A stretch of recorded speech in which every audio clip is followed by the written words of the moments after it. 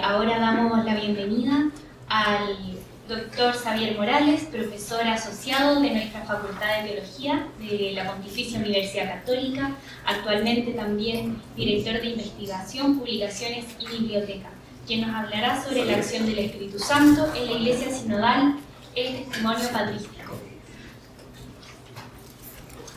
Muchas gracias, Ignacia. Tengo algunas imágenes que también son un soporte para ayudar a seguir el discurso. Vamos a ver si el espíritu está con nosotros.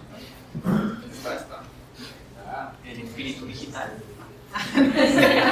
No sé. Y tengo que hacer una pequeña corrección en el título, porque en el curso de investigación siempre hay sorpresas, y para que realmente pudiera decir algo interesante tuve que ampliar mi foco e ir mucho más allá de la edad patrística. Así que la idea más bien es hablar de la acción del Espíritu en la Iglesia Sinodal en general, lo que va a significar un viaje a gran velocidad, como los trenes franceses, desde el siglo I al siglo XXI. Bueno, ustedes todos conocen la primera imagen, o sea, no esta, la siguiente, porque es una de las más famosas fotos de Francisco, ¿sí? En uno de sus primeros discursos, después de su elección en 2013, el Papa Francisco, ahora difunto, impuso un tema neumatológico que retomó de manera sistemática a lo largo de su pontificado. La cita: el Paráclito crea todas las diferencias en la Iglesia, pero por otro lado es quien mantiene la unidad de estas diferencias, no en la igualdad, sino en la armonía. Incluso en otro discurso, Francisco atribuyó esta idea a Basilio de Cesarea, y obviamente esto suscitó la curiosidad del patrólogo, y en realidad, lo siento, pero se trata más bien de Gregorio de Nacianzo, quien en una homilía para Pentecostés explica que la división de las lenguas en Pentecostés, derramada desde un espíritu único en una multitud de gente, regresa hacia una armonía única. Ahora bien, uno de los principales órganos institucionales en los que la Iglesia busca, cito de nuevo al Papa, mantener la unidad de estas diferencias es el sínodo. Puesto que el propio Papa se refirió a los padres de la Iglesia, yo como patrólogo quisiera comprobar si en la época de los padres existía una conciencia similar de la acción del Espíritu Santo para crear la unanimidad en el sínodo.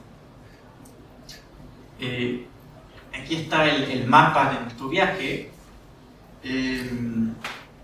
y empezamos entonces con la pregunta de si existe un espíritu sinodal en la edad de los padres. Es costumbre considerar la reunión de los apóstoles.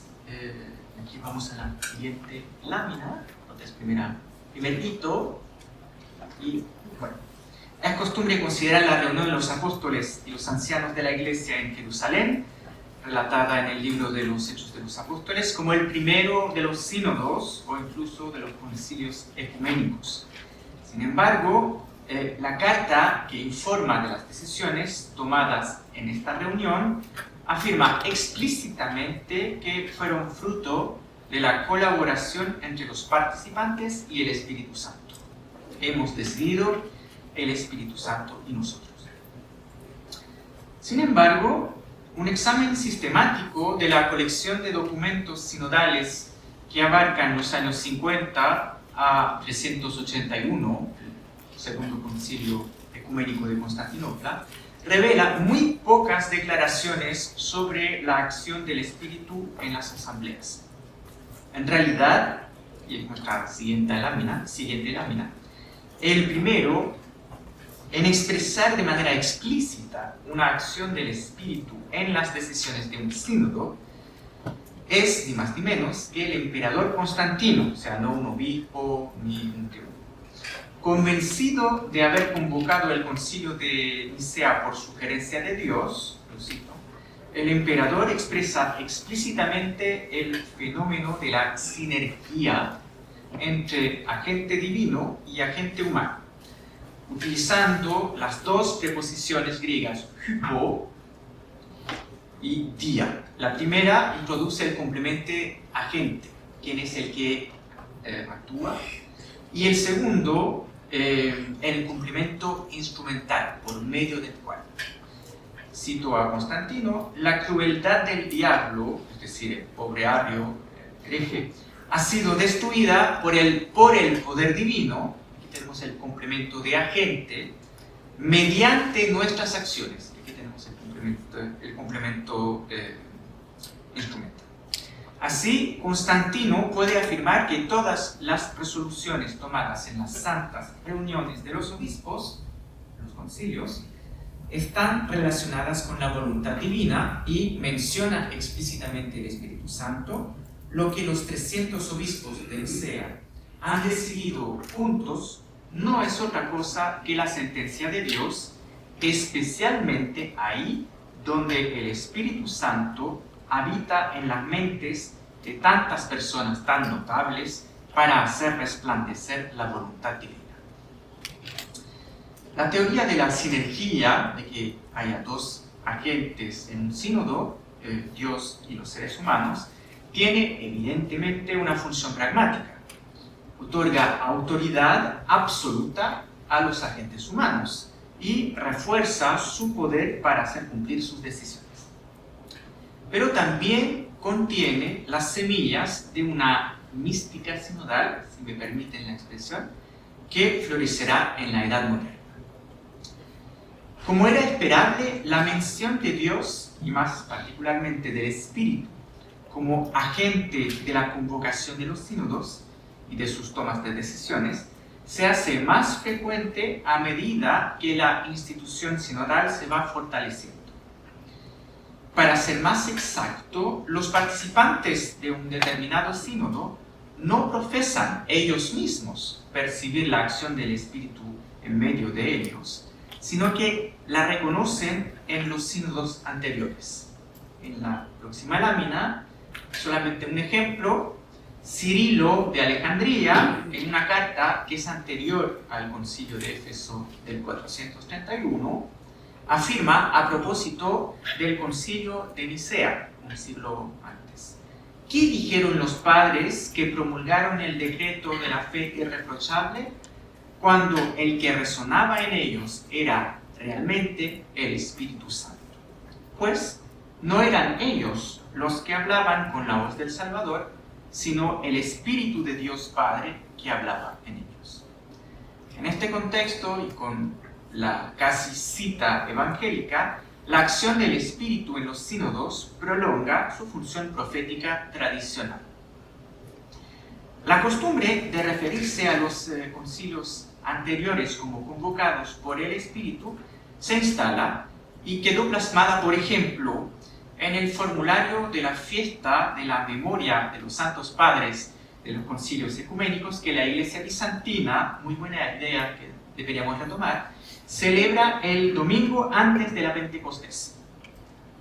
La mención de cada concilio en este formulario es acompañada de la indicación de la cooperación, sinergia, del Espíritu Santo. Pasamos a un nuevo hito, en una nueva lámina. El hito para la aparición en Occidente de lo que podríamos llamar una mística sinodal es, sin contestación posible, el Concilio de Constanza, cuyas sesiones fueron convocadas entre el 1414 y el 1418 para resolver el gran cisma de Occidente en el que se enfrentaban nada menos que 3 papas. En la próxima lámina, en la tercera sesión, el 26 de marzo del 1415, aparece en introducción al decreto famoso, consignando las decisiones del concilio, la fórmula que desde entonces aparecerá en todos los concilios generales de Occidente. Este santo concilio, Haec Sancta Synodus, Sacrum Generale Concilium Constantiense Nuncupata, in Spiritu Sancto hic debite congregatum. En la lámina ustedes tienen otro ejemplo, que es la manera en que el Concilio de Trento retomó la fórmula. Ahora bien, esta referencia neumatológica tiene un sentido particular en el contexto histórico del Concilio de Constanza, el de una iglesia occidental cuya cabeza, el papado, ya no es confiable. Pues todavía 3. El Concilio General se percibe a sí mismo como depositario inmediato del poder de Cristo sobre la Iglesia por encima del papado. La referencia a la acción del Espíritu justifica tal pretensión. Los concilios posteriores, Basilea, Ferrari, Florencia y finalmente Trento, que ustedes tienen en la lámina, retoman la formulación del de Constanza. El concilio, legítimamente reunido en el Espíritu Santo, afirma no confiar en fuerzas humanas, sino en la potencia y la ayuda de nuestro Señor Jesucristo, quien prometió dar a la Iglesia una boca y una sabiduría. Seguimos prolongando esta función profética del Espíritu Santo. Vamos a saltarnos algunos años y llegar al siglo XX. No es sorprendente que los 2 decretos del Concilio Vaticano I no empiecen con la formulación heredada de Constanza, sino que con la mención del nombre del Papa, Pío IX, quien es el que enuncia el contenido de los decretos. Estamos totalmente, diametralmente al otro polo, después del conciliarismo, el papalismo. El segundo decreto del Vaticano I, Pastor Eternus, dedicado a la primacía del obispo de Roma, condena explícitamente el conciliarismo que había predicado el concilio de Constanza y luego el de Basilea. El Espíritu Santo es mencionado en el decreto, pero como asistiendo no al sínodo, sino a los sucesores de San Pedro, los papas. También el Concilio Vaticano II, según los observadores ortodoxos, sufrió de un déficit neumatológico, en particular en su eclesiología. Este diagnóstico impulsará una importante renovación de la neumatología en la Iglesia Católica, de la que no me compete contar la historia. Tampoco puedo dedicar mucho tiempo a presentar la eclesiología neumatológica ortodoxa de los siglos XIX y XX y su influencia en la teología católica del último cuarto del siglo XX. Mencionamos a Congar, que recibió esta atención. Y a título de botón de muestra del desarrollo de la eclesiología ortodoxa en el siglo XX, quisiera simplemente mencionar un autor, sería la próxima lámina, el rumano Dumitru Stenilwai, autor de un artículo sobre el Espíritu Santo y la sobornicidad, voy a explicar este término, la sobornicidad de la Iglesia, que no tiene nada que ver con soborno. Este artículo fue redactado en reacción a la promulgación de la Constitución Lumen Gentium del Concilio Vaticano II. Stanley, muy comprometido en las relaciones ecuménicas, fue observador ortodoxo en el concilio. Stanley parte de la constatación de que, una constatación bastante difusa en el mundo ortodoxo, de que la eclesiología occidental es cristocéntrica. Cristo es el que crea la iglesia en la cruz, mientras que la eclesiología oriental es neumatológica, es el Espíritu el que crea la iglesia en Pentecostés. Y el romano atribuye entonces al Espíritu el papel de creador y sostenidor de la comunidad eclesial. En el artículo, a partir de citas de los padres capadocios, Basilio de Cesarea, Gregorio de Nacianzo, Gregorio de Niza. La verdad es que leyendo el artículo dije, el Papa Francisco debió tener recuerdos de haber leído este artículo más que una lectura directa de Basilio de Cesarea. Y tal vez se enredó y dijo que era Basilio, en realidad es Gregorio. Entonces, partiendo de citas de los padres capadocios y también de Juan Crisóstomo, Staniloae describe el espíritu como agente de la unidad en la diversidad en la Iglesia. Una fórmula muy importante, la unidad en la diversidad. Esta articulación entre unidad y diversidad es lo que Staniloae llama en el título sobornicidad. Pequeño paréntesis. No puedo aquí analizar con detención los escritos de otro gran teólogo ortodoxo, Alexei Khomiakov, en el siglo XIX, que se considera como el padre de este concepto de sobornosc o sobornosidad, es decir, la definición de la catolicidad de la Iglesia no como universalidad abstracta, sino como unidad en la pluralidad. Y esto se da porque en la traducción tradicional de la fórmula de fe en ruso, cuando se habla de la Iglesia católica, en vez de traducir católica por la palabra rusa normal para universal, se eligió tradicionalmente un adjetivo soborni, que etimológicamente viene de sobor, la asamblea de la comunidad, por ejemplo, la asamblea de la comunidad de una aldea.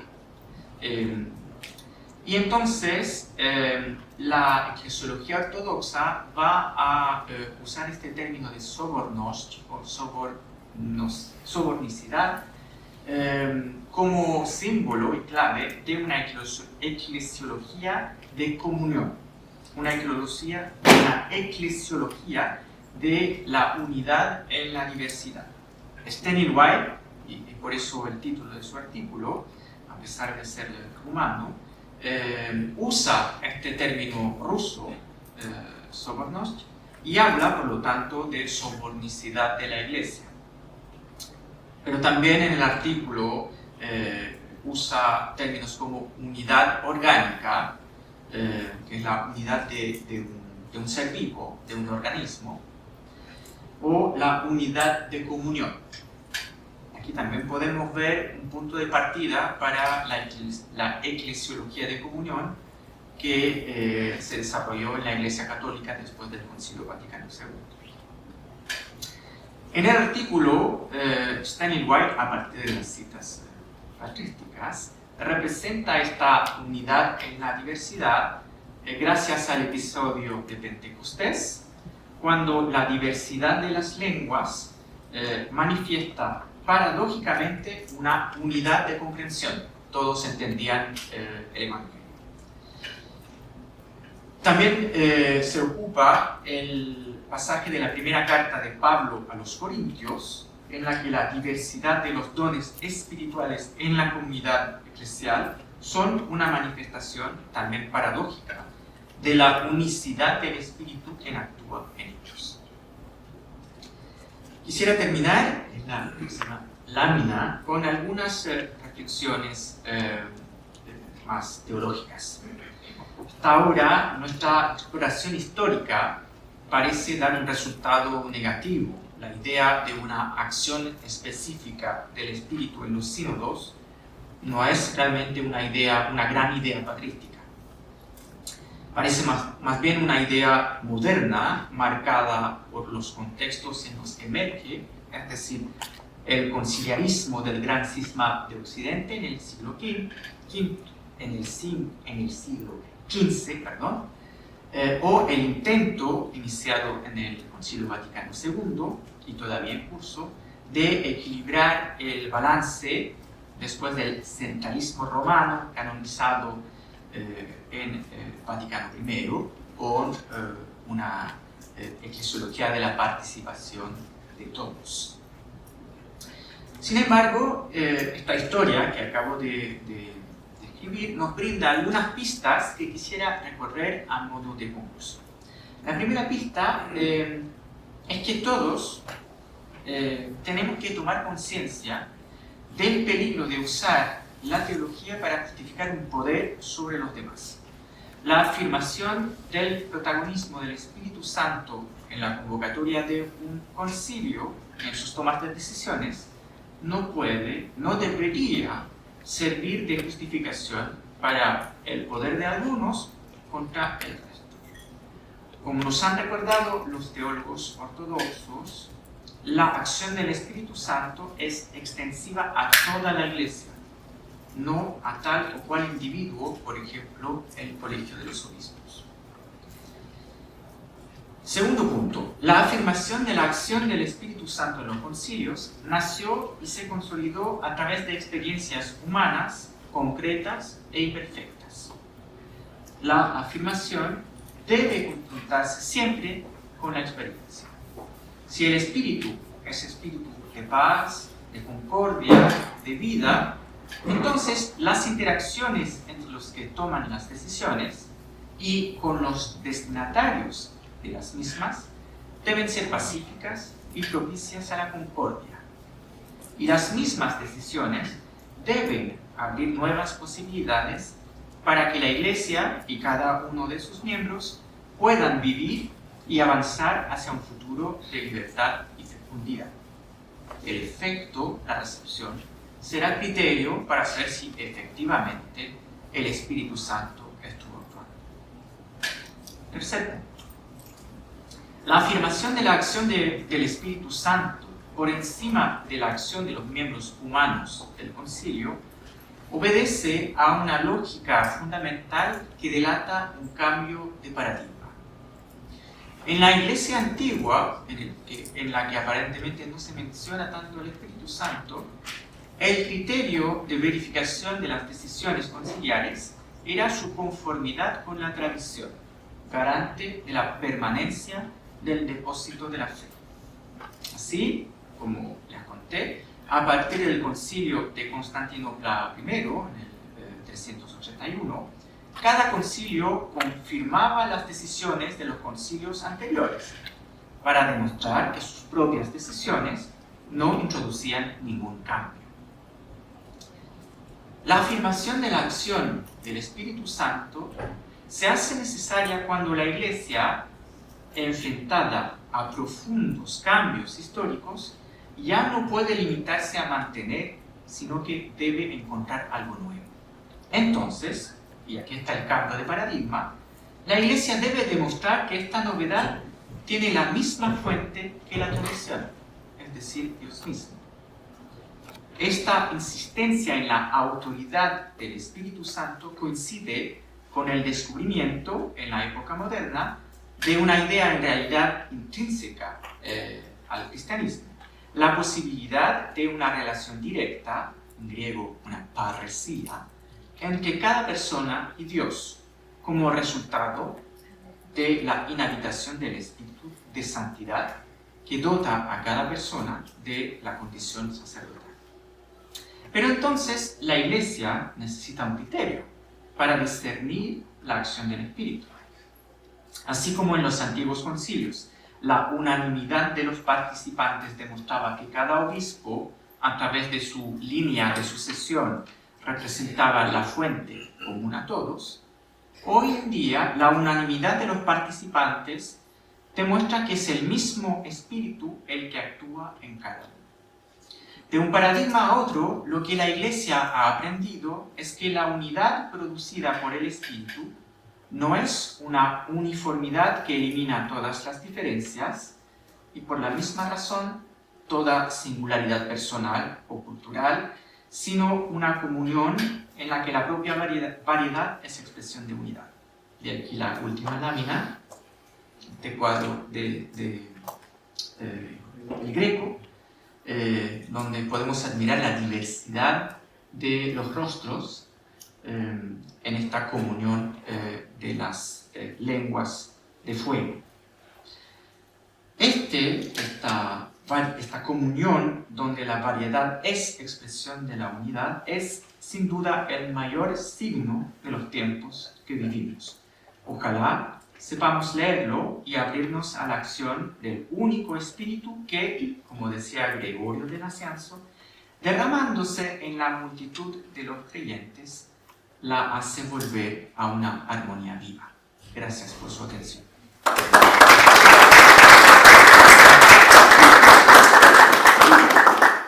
Todavía tenemos unos 5 minutos antes de pasar al COFI, así que si alguien tiene alguna pregunta, algún comentario para el profesor Xavier. ¿Vale?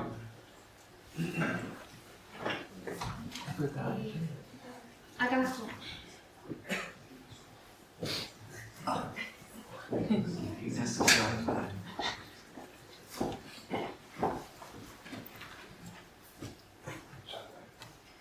Muchas gracias, profesor, por la ponencia.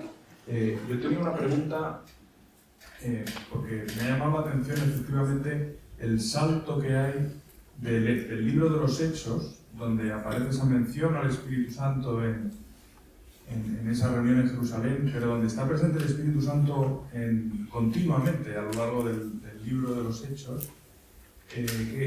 ¿Cómo entiende usted después ese vacío en los textos sinodales de los siguientes siglos hasta esa intervención de Constantino? No sé si se apoyan más efectivamente en la tradición recibida, en la enseñanza recibida de los apóstoles, o cuál podría ser el motivo de esa ausencia en los primeros siglos. Muchas gracias. Gracias. Vamos a responder de a 2 preguntas y no nos da el tiempo. Atrás Ignacio quería... Gracias, Vale.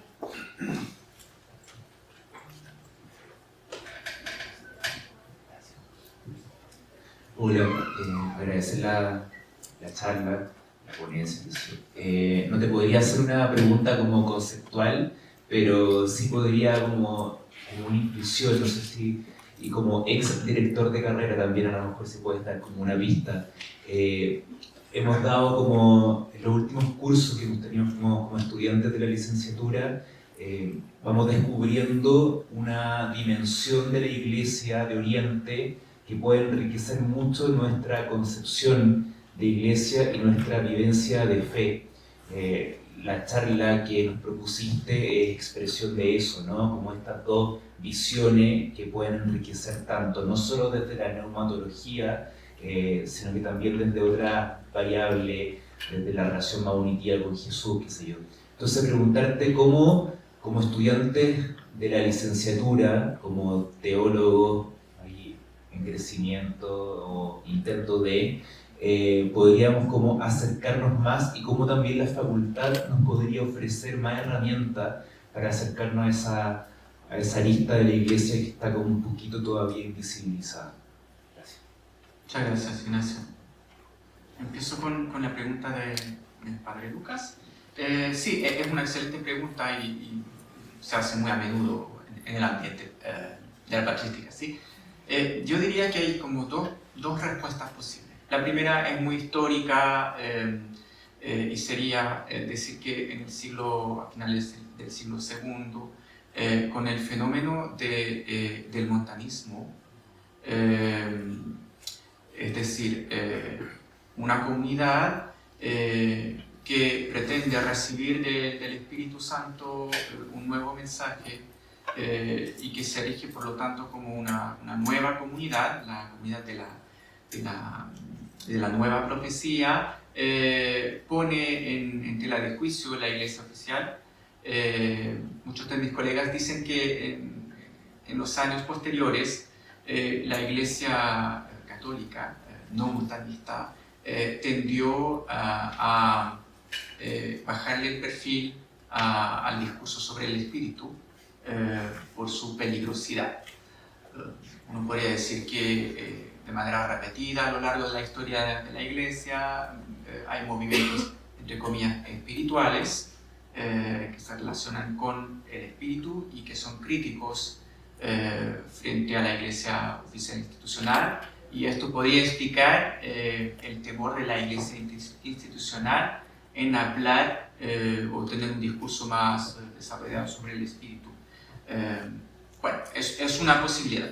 Yo tengo una otra respuesta que me parece un poquito más sensata y seria, y es que, como lo dije en la ponencia, para un obispo de la época patrística, en un concilio no se toman decisiones. Porque no hay que tomar decisiones, ya lo tenemos todo. Lo que hacemos en un concilio es recordar lo que tenemos todos en común. Por ejemplo, las decisiones que a nuestros ojos más pinta de decisiones tienen, que son los cánones, que ahora están en el Código de Derecho Canónico, en la antigüedad son formulaciones actualizadas de lo que ellos llaman el canon de los apóstoles. O sea, para un obispo, su manera de gestionar su diócesis aplica los lineamientos que dieron los apóstoles. Entonces, para ellos hay una percepción de una continuidad perfecta con la fuente, con Cristo y el mensaje que Él entrega a los apóstoles, y de obispo en obispo la transmisión del único depósito de la fe. Entonces, en un concilio no hace falta inventar cosas, más bien repetimos la fe que es la de todos, y entonces descartamos a la persona que está desviando o innovando o proponiendo una nueva idea. Yo creo que es la principal razón por la cual ellos no necesitan una mística sinodal. Y es bien claro el contraste con algunas descripciones por parte del Papa Francisco del proceso sinodal, donde él habla mucho de estar abierto a la novedad, de lo que dice el Espíritu. Esto para un obispo del siglo IV es herejía. ¿Cómo que el Espíritu nos entrega una novedad? No. El esquema mental de una persona de la antigüedad es que todo lo que es nuevo es malo. Lo bueno es lo estable, lo que viene del pasado. Entonces, la novedad, que hoy en día es un argumento de venta en el marketing, en la antigüedad sería un terrible argumento de venta. No es posible. Y esto creo que es un gran argumento. Lo que decía Ignacio, bueno, Pablo, contrátame para un artículo de teología ortodoxa, lo hicimos hace algunos años. Si le puedo dar un tip de lectura, pueden empezar con el pequeño libro de Vladimir Lossky, Nicolás Lossky. Vladimir, Nicolás es el hijo. Vladimir Lossky, La teología mística de la Iglesia del Oriente, que además fue un bestseller y que influyó muchísimo en la teología católica de la segunda mitad del siglo XX. Y está traducido al castellano.